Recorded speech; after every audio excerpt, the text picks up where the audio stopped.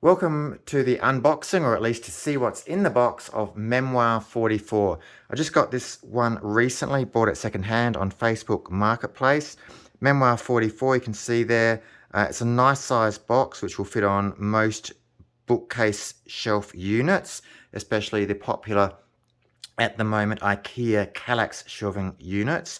It is, as you can see, war themed, as you can see by the artwork, and I love the artwork.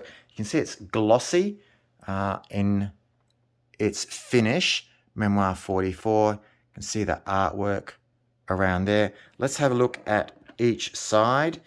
We have here some sort of general green infantryman.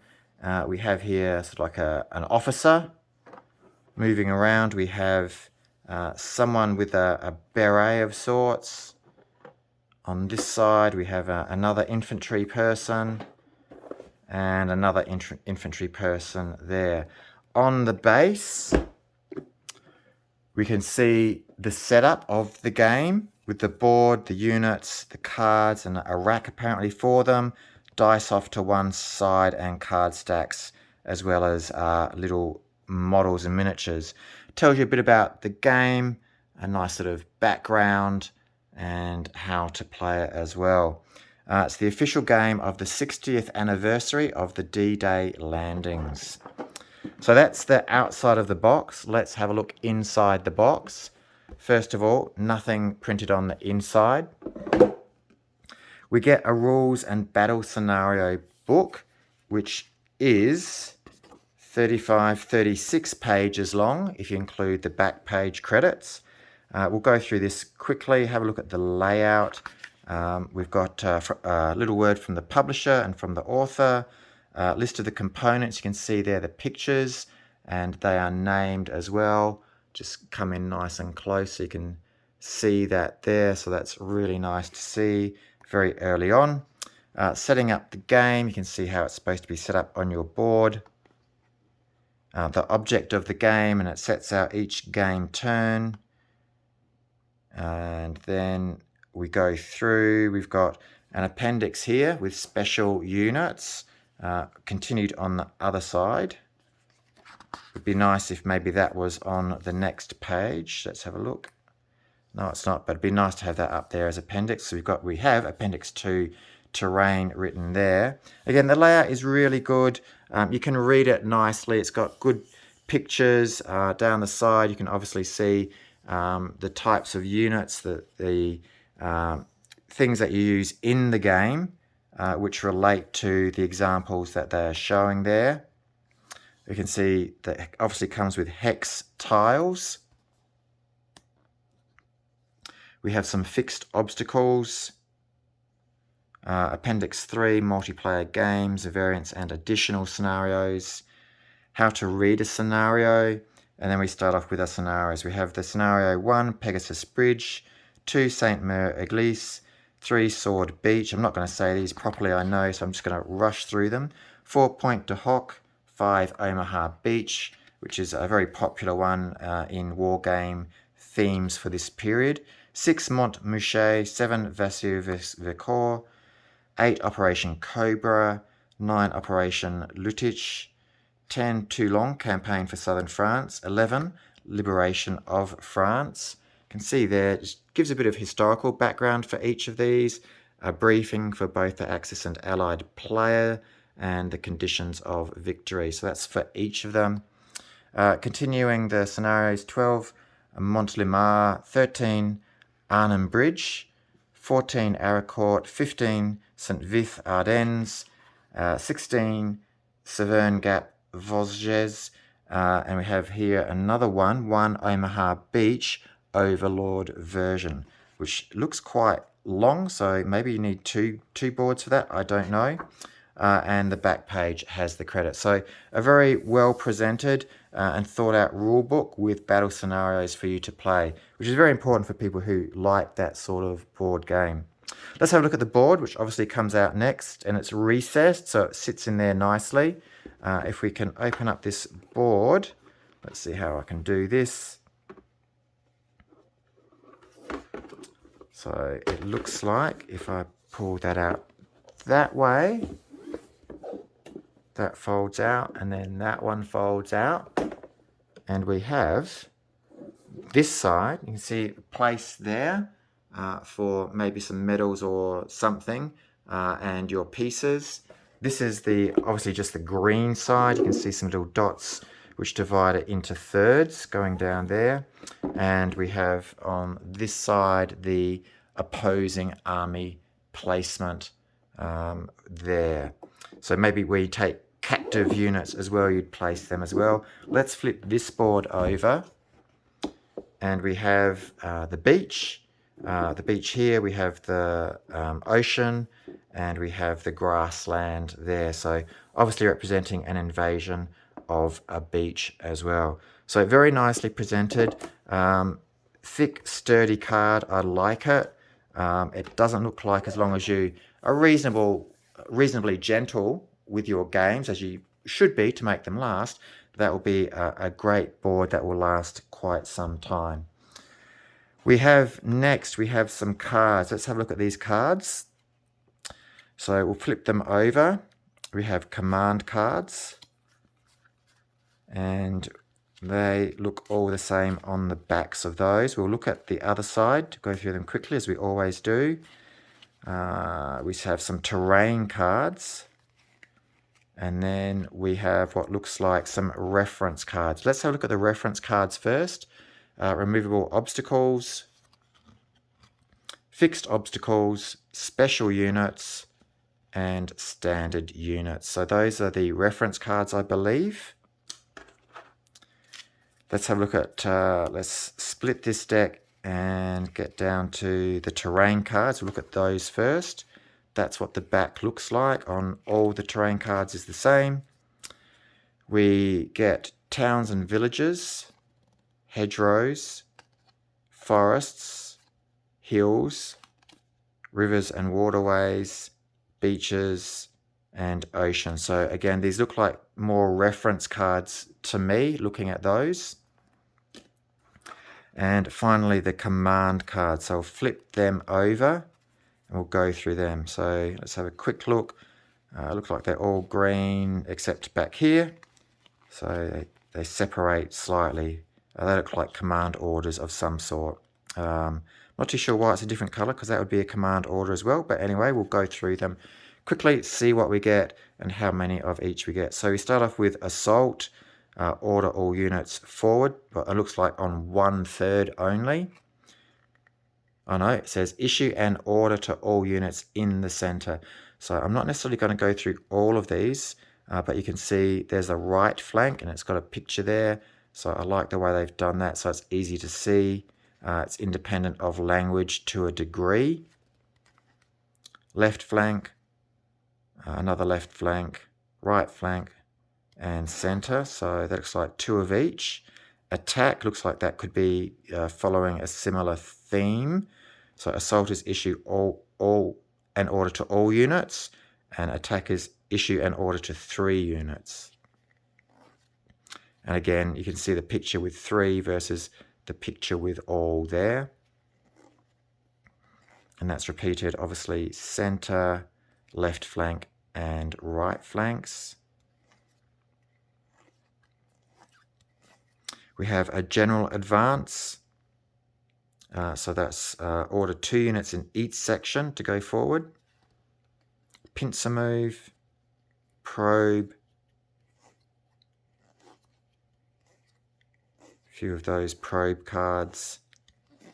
I'll let you count them, but definitely a few of them. But again, looking to the left flank, right flank, and center. We now have recon. Again, center, left, and right flanks. And you can recon in 4, so that's each third together versus the individual thirds that are there. Recon in force. And now we get these other slightly different colored cards. Let's have a look at these a bit more closely. We have dig in, counter-attack, another counter-attack, and it looks like we might have orders for different armies that you can see there, the way that the units are dressed. So maybe these are split between the players. Artillery, bombard, medics and mechanics, armor, assault, ×2. And again, you can see different colors for different armies. Infantry, assault, again, different colors for different armies. Direct from HQ, twice, different armies. Close assault, ambush, air power, barrage, move out, twice, firefight, their finest hour, and behind enemy lines. So those are all the cards that you get that you can play in the game. We'll look at the game later on. This is just an unboxing for now. We get some nice dice down here. In fact, we get 8 dice. So I'm not too sure how these are used, whether they are for different armies or you get to share them between both armies. But you can see the different sides that they have there, and you can guess as to what they mean as well. So 8 dice, I'll put them back in the box. I'll put these cards back in the box. Let's have a look at some of these hexes. So these will obviously go over, and we'll bring the board back, placed on certain tiles. And we did see that in the rules and battle scenario book that we went through. That we can see there. And these are double-sided. As you can see, that looks like a bit like a bomb crater. So maybe when it gets artillery or shelled or bombed, you flip it from that side to that side. I don't know. I'm just guessing at the moment. Obviously, you could make up your own scenarios with these as well. Let's take this pile out of hexes. See what we get. So a lot of these seem to have that bombed crater look. And they have slightly varying patterns. Let's have a look at these last few because they look a bit more interesting. A town, a river, another town, another river, more town, trees on the reverse side, another open square, a river going through, and another town, and just trees on that side. Been through that lot now. Now all of these look like they have that bombarded feel on one side. On the other side, variations on a tree theme. So I'll just quickly go through these. You can count them as we go. We have a river there. Obviously the rivers will have been placed so that, let's go back to the river that we saw. They can match up in the middle when you match it to another hex or tile. Let's have a look at this one here. So you'd put the tiles together like that and you'd have an extended river. So that's one set of tiles. I'll put them over on that side. We have another set of tiles that are here. Let's just quickly go through these. We have another river. So you can keep track of how many river tiles we have. Obviously you'll have enough to do the scenarios, which we went through. A bit of a town, river on the other side, town, river, as we saw in the previous set. A few more river tiles. Town and forest on the reverse side of that, flipping them all over so we can see the other sides. Again, just quickly going through these so you can get a feel. We've seen those before, but you can see there are actually quite a lot of river tiles, which is good.